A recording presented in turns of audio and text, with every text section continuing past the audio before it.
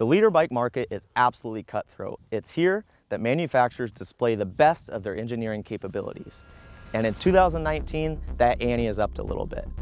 Today, we have the three most exciting bikes in the class. First, the Panigale V4 S. This motorcycle shook the market when it was first introduced, even taking Cycle World's 10 Best Superbike winner in 2018. Beside it is the RSV4 1100 Factory, Aprilia's big bore superbike. It has a 1078cc V4 platform and winglets derived directly from MotoGP. And finally, the BMW S1000RR, which sees a ground-up redesign for the 2020 model year. It includes BMW shift cam technology, a new chassis, and the best electronics there are. Is this the new meaning of superbike? Today, we're at Thunderhill Raceway Park, and we've fitted each of these motorcycles with Pirelli Supercorsa SC race tires. We're gonna go out and get you the real facts. All right, we are back from 2 long days of testing at Thunderhill, and we have the results. Alongside me is Red Bull stuntman extraordinaire Aaron Colton and washed up moto journalist Adam Waheed. I don't ever wash my hair. No, Adam's been with us for a long time and doing this for many, many years and has a lot of experience. So we have our superbikes. Everyone wants to talk engine performance on superbikes, even if it doesn't mean everything. BMW made 182 horsepower on the Cycle World Dyno, the Ducati 186, and the Aprilia RSV4 1100 Factory 189.99, just shy of 190 horsepower. 0.999 or 0.99? Just 0.99. Okay. Okay, so power above 180 horsepower, especially at peak top speeds, you don't really feel that, but where you do feel it is in the mid-range, and that's something we got to talk about with the BMW. Yeah, the BMW, it needs to work on the electronic restriction on the mid-range. He's right. At 6,000 to 8,000 RPM, you can see a dip in the dyno, and you really feel that on the racetrack, especially trying to drive off of corners. You feel like you're having to almost ride it like a 600 and keep it up in the RPMs, and honestly, it's a little frustrating. Yeah, for someone who's not a 10/10 leader bike rider and still having issues with being able to have corner exit and be at the RPMs I wanted to, it was something I didn't expect, having ridden last year's model being such a rocket. You had such high expectations for the US-bound S1000RR, and it just is kind of a letdown. You know, if you could uncork it somehow or get the EC reflashed and get that throttle to open up when you give her the beans and, you know, third gear, it would solve everything. Well, and you're exactly right too when you say the US spec, because I rode it in Portugal and you guys had ridden it in Spain, and you know that there's not that flat spot when you ride it the Euro spec. Yeah, I mean, the flat spot's not there, but you know, we were talking about this earlier, the disconnected feel still is. Right, exactly. And so the Aprilia and the Ducati are big horsepower monsters. They're actually oversized. The Aprilia 1078cc V4 and the Ducati 1103cc V4. They're cheaters. A little bit. They're oversized leader bikes for sure. The Ducati, I think we can kind of unanimously agree, it feels the fastest on the top end, and it's Seat of the pants, it definitely feels the fastest. Part of that could be because it also always feels so nervous that it gives you the feeling that you are flying, but definitely seat of the pants, it feels the fastest. Right.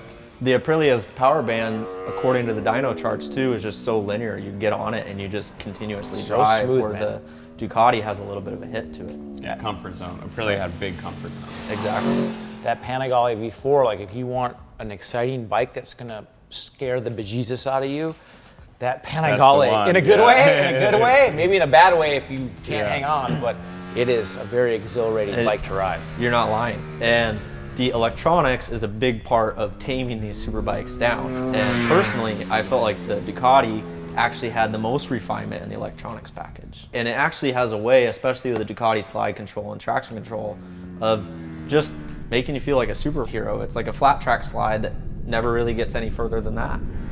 I think all these bikes have really good electronics, you know. I really like the electronics on the Aprilia, but to be fair, Ducati's made some tremendous inroads in the electronics department. Remember the original Panigale 1199 electronics? Exactly. They were god-awful.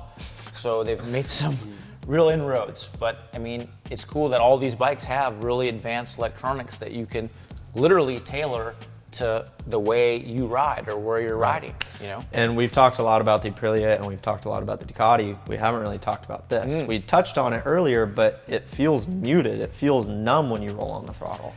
We keep begging on the poor S1000RR, but it really does. It's got a just disconnected feel to it. Even when it's on the pipe and it's not in the restricted RPM and throttle setting, it feels like you input throttle, the computer filters that out and then gives you what it thinks is best. Right. And it's still a very fast motorcycle, but because the power band is so much more just calm and neutered, it almost feels slower. Right. You know? I think what they have probably done in the fashion of the development to do a lot with their bikes is safety. Safety. They're providing a lot of safe features that maybe might not be exhilarating features, but there's where some of the interference happens with the rider input. Right. Like if you want to hammer on it and absolutely drop the hammer and get the thing to spin up and maybe wheelie a little bit and carry fast corner exit speed, it's not going to give you that.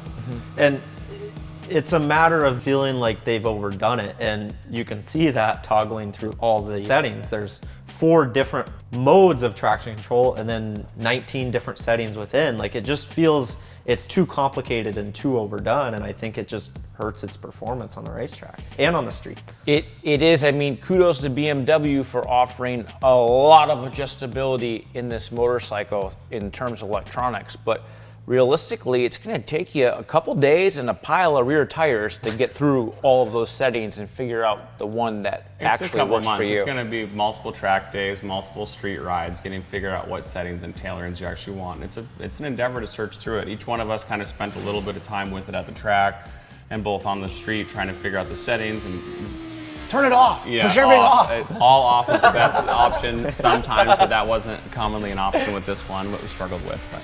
Yeah, totally. And if you're Aaron Colton, you're probably going to go through a couple clutches and even more rear tires than Adam Wahi. One and done. All right, chassis. And it's an important part of the Superbike, just as much as the motor, if not more, and the electronics. We all got on the Aprilia and we all felt comfortable right away. Felt the most comfortable, and if you're to take direct comparison, fastest. And it wasn't necessarily that it felt the fastest, that's just what the numbers were on it. And it felt slightly raw that the motorcycle could maybe carry a traditional line coming into a corner, maybe slide a little bit, but everything felt very comfortable, planted, and smooth. And there's also a good amount of cockpit room within the chassis that made me, as a bigger rider, feel comfortable. Right. The Aprilia is the only one here without the semi-active suspension. And I think that just adds to the feel of the contact patch mid-corner and apex rather than the BMW and the Ducati with that semi-active. I think both of those just numb it a little bit to where you just have to trust it. The issue that I have sometime with the DDC, and I will say that it's gotten better over time, but riding a track like Thunderhill, having the motorcycle, say, enter the downhill into turn 2 differently from lap to lap means that there's a problem. And this motorcycle predictably handled every corner as you would have liked it without the suspension interference that sometimes isn't spot on exactly how it was the last lap around on the same corner. Semi-active suspension is no doubt an engineering marvel, but realistically, if you're a good rider, you can set up the suspension better than the machine can, and once you have it set, that's what you want, you know? And I think it can vary though. I think on the street, the semi-active and the DDC is very beneficial in changing road conditions, but on the racetrack, you want things to stay the same when you run it off into a corner really hot and you're hunting for that lap time. At the same time, the semi-active stuff, it's gonna get there one day, you know, in 10 years from now. It's already made big improvements thus far. In 10 years from now, we'll be like, how could you even ride a bike with manual suspension, you know? Yeah, you're not lying. And I think really the only 2 very minor complaints about the Aprilia on the racetrack is it feels slightly heavy side to side, and we also had a little bit of issue with brake fade on our time lapse. The brake lever just coming to the handlebar and getting hot. And brake fade isn't something that I experienced, but like I said, I wouldn't say I'm a 10/10 Superbike rider. I'm riding at a good pace. That's like an A-level track day pace, or possibly could do some club level racing, but as the speed that I was able to bring to the motorcycle, I didn't experience that, and feel is something that it definitely provided. All right, so the Superbike is about the complete package, not just one area. It's about bringing all these areas together to be the top 1%. Yes, And best of the best. The best of the best. which bike do you feel like is the best out of this bunch? For me, it's going to come down to what did I have the most fun on, also what provided me with the most comfort. I liked the Aprilia, for sure, hands down. I was able to make that decision almost instantly, and I gave every other bike a fair test throughout the 3 days, but every time I was hoping the Aprilia was next in the rotation for me to ride. What about you?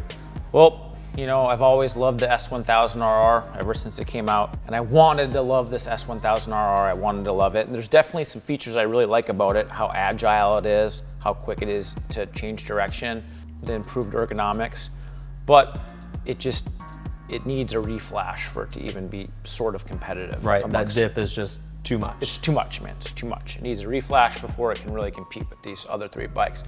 Ducati's awesome, that bike's a ripper. We knew that right away when we first rode that thing. A little rocket knife of a motorcycle. It's very, very exhilarating to ride. It's such an improvement from the Panigale 1199 and 1299, it's not even funny. And it can truly run with the best of the best, absolutely.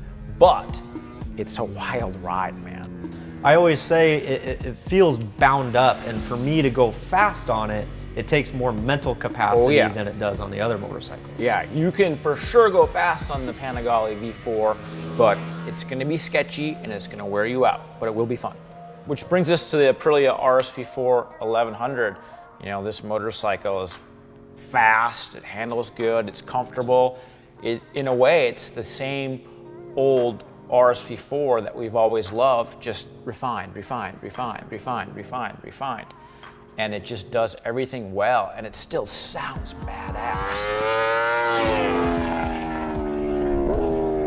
Sound 11 out of 10 It for does. sure. And the lineup, absolutely. It sounds awesome, it looks awesome, it's easy to ride. Yeah, you don't feel like you're going as fast as you are on the Ducati. But you are. But look It at the had lap times. It had you the are. fastest lap time. It was the only motorcycle to break the 153 mark at Thunderhill Raceway, doing a 153.9, whereas the BMW did a 154.2 and the Ducati a 154.4. I know it's splitting hairs, but it is the fastest. It is the fastest, and the price is good. You know, it's just $1,000, $2,000 more than the S1000RR, and you get a lot more performance. And a couple $1,000s less than the Ducati. A couple $1,000s less than the Ducati. I know if it was my money, I would go to the Aprilia dealership and pony up the 25 grand and buy one of those things. As much as I would. All right, there you have it. That brings us to a conclusion of naming the Aprilia RSV4 1100 factory the winner of the 2019 Superbike Shootout. The V4 pitch and sound, it really speaks to you through the bars, even if it doesn't necessarily have as much electronic adjustability as the Ducati and the BMW. But at the end of the day, it's the most fun to ride, and you know, it just keeps bringing us back for more. Yeah, for sure. I concur. All right, guys. So if you enjoy these videos, be sure to like, follow, subscribe, and we'll see you next time.